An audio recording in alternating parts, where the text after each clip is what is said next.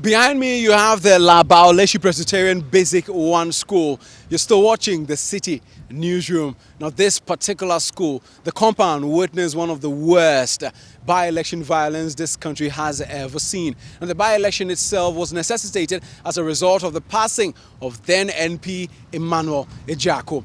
Now, sitting MP of Ningo Pram Pram right here was assaulted.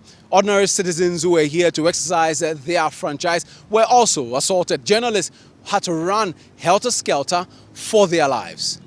The unusual heavy security, including supposed operatives from National Security at the Labaoleshi Presby Center, was enough to have made the center an interest point in the by-election. For many, their presence was intimidating, if not unnecessary. This was a sharp contrast from observations at other polling stations with no more than 3 security personnel each. The posture of the alleged security personnel did not suggest any actions towards the election as they moved away from the polling center. But about 2 hours after voting had started at Baoleshi School, gunshots were heard from behind the polling center, where the strange-looking security men had run to. It was followed up with a confrontation between the alleged security operatives and some sympathizers of the NDC. Following the continuous unrest caused by the situation, the NDC's leadership hierarchy, in consultation with the parliamentary candidate, pulled out of the election.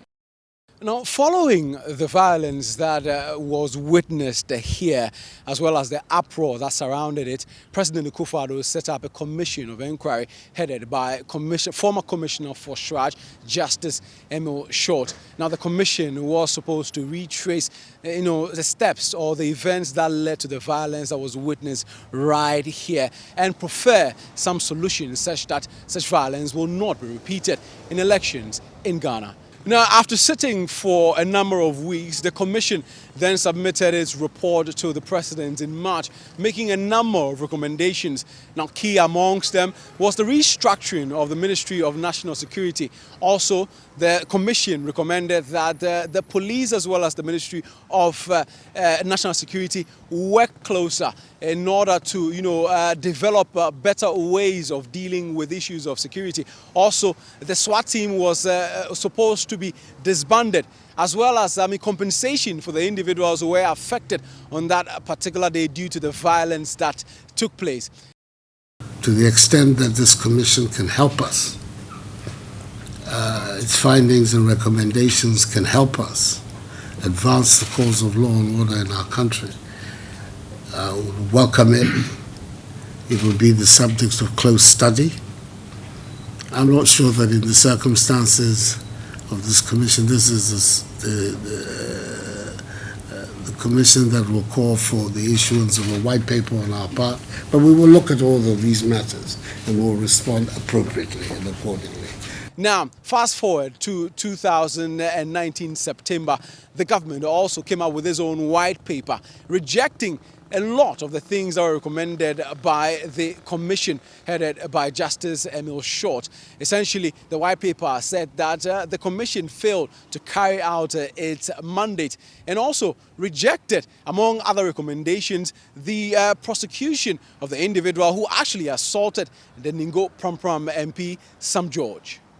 The testimony and the evidence before the commission to the effect of what the Honorable Sam George said to this gentleman was provocation, which resulted in that. And I'm sure the video is quite clear for everybody who has followed this. And for example, for that specific reason, you would notice that while in the other instance it's been referred to CID, in this instance, we are not able to accept that particular recommendation. Now, one of the key landmarks in the Ayawaso West Wougon by-elections on January 31st, 2019 is this particular house behind me, or you would say this particular neighborhood. The house belongs to a former member of parliament, aspirant for the NDC, Delale Brempong. Now, if you do remember, the SWAT team from the National Security essentially came in saying it had intelligence that some arms were being kept in this particular house. Now, they came in, they interacted somewhat or had some engagement with party loyalists, which led to a whole lot of of confusion. I mean, some shots were fired. I mean, the SWAT team basically saying that the loyalists, were pelting them with stones. Some shots were fired, and in this particular spot, Ishawu, the gentleman who actually got his leg shot, well, that incident actually took place here. I mean, some shops that also, got some bullets, through them are also within this particular spot. Some trees that had, some bullet holes in them are also within this particular space. A lot of shell casings were picked up here, and I mean, the Emile Short Commission actually took a visit to this particular, spot. A whole lot of confusion that happened on that particular day. Now, today, a few days away from the 1-year anniversary, the Welfare Committee of the NDC has decided that it wants to, come and interact with some of the victims that suffered on that particular day, commiserate with them, and also share some type of token. So we're going to go in there, observe the event, and possibly speak to some stakeholders from the NDC side, as well as the victims and individuals who were affected by the violence perpetrated last year, January 31st, 2019. The Welfare Committee presents to you an envelope with some cash amount, and also all these items here shall be shared equally amongst the victims. Right, so the inaugural Welfare Committee of the NDC, I mean, has begun its work. The very first assignment given to you is essentially to meet with the victims of the 31st January Ayawaso West Wougon violence elections. What exactly is the way forward for this particular committee? As I've already indicated, our mandate is to identify people who, for one reason or another, have been sidelined.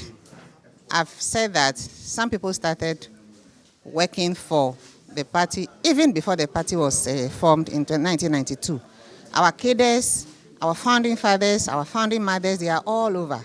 It is important to visit them and share the new NDC agenda with them, whilst we identify their needs, and whatever small contribution we can make in their lives, that's our mandate. Now, you can call him one of the very central pieces to the event of 31st January 2019. Well, I'm speaking of the NDC parliamentary candidate for that particular election, Delali Brempong. I'm here in his house, and he's agreed to speak to us on this particular day, just a few days away from the 1-year anniversary of that terrible event that happened last year. What do you make of the aftermath? It's been almost a year. The aftermath of, the election. Yes. I think it was a lesson, a political lesson for the whole of Ghana. I'm sure everybody has learned. People have actually commented, and I'm sure it will never happen again in elections in Ghana. In terms of the things that have happened afterwards, the Emile Short Commission, the passage of the Vigilantism and Related Offences Bill, what do you make of steps that government has taken to ensure that such acts are not repeated? Are you confident in the steps that have been taken? Well, about the white paper and steps being taken are more legal and issues for Parliament and so on to look at. But I think the white paper was useless because it actually baptized all the crimes into political scenes. So it was a useless paper, in my opinion, as a layperson. All right, thank you so much. Thanks, Madam. So you heard him, Delali Brempong, former NDC parliamentary aspirant for the Ayawaso West Wougon constituency. So now we're going to speak to one of the faces of the event of that particular day, Ishawu Yaro, who suffered greatly, and as you can see, he's still suffering. I'm going to interview him briefly, just to find out how he's doing. Afi kumi in 1-year anniversary would be on Friday. I mean, sure, Emile, it be easy naka, because up to now, my nani eyunku still here under treatment for now. She ame Jimmy, ame keme ba she ame keme ba dressing twice a week, Monday to Friday. By addressing, I'm a monitor nani. Monitor nani. Kahani Keta me share na admit me, kuna ma admit me for final surgery nation. Now, after any violence happening, I set up Emile Short, Commission. I recommend nuko at the end of March. I make actually as any compensate bo kemenkume. Many as fit am cars can be fin as an compensation. How far a compensate bo? I mean, can you President Nana Addo Dankwa Akufo-Addo, he said to committee, Akeshi, I'm incidents here happy for 1 month. Committee, I'm a report here. Nekakeshi, Ibakwe white paper after none you me, Ibaba Neba Yui, Kahadi Ghana, Ekwe compensation here, ni Ibafi. Up to now, 1 year, one aku one naku peswa. Ni MPP moku be ni banje ni ba kema akashi o president ka akashi abafi bu na ke alo abafi bu na ke alo abafi bu ka onya no me ni nye plan na abafi nya nuku president ese nuku. And then finally, I mean, call no ba yue. I mean, to government. I mean, what exactly would you say? No, my way ka government. Government is a listening government. Nana Addo Dankwa Akufo-Addo. Insurance ni happy. Eke ba fi compensation ke mona amepla. Wonkwele compensation ni isaka afi agbene wonkwele koni if fulfill for a promise ni eke bawa no ni ka Nana Addo ni makele ke MPP party amekwe koni amewa mona amepla. Okay, Yaro, you are done, ain't you? All right, so there you have it. I mean, more than close to a year after the incident, he still is wearing a POP plaster of Paris. He's not fully well, but he has been taken out of the hospital, I think, way back in November. And for him, I mean, he's very grateful to the NDC, especially former president, and also he's urging, I mean, the current president to do his best to help with regards to compensation. As you can see, he is, in pain. I mean, wearing this for close to a year, undergoing, multiple, possible surgeries and things. It certainly is not easy. Will he be able to walk again? We hope so.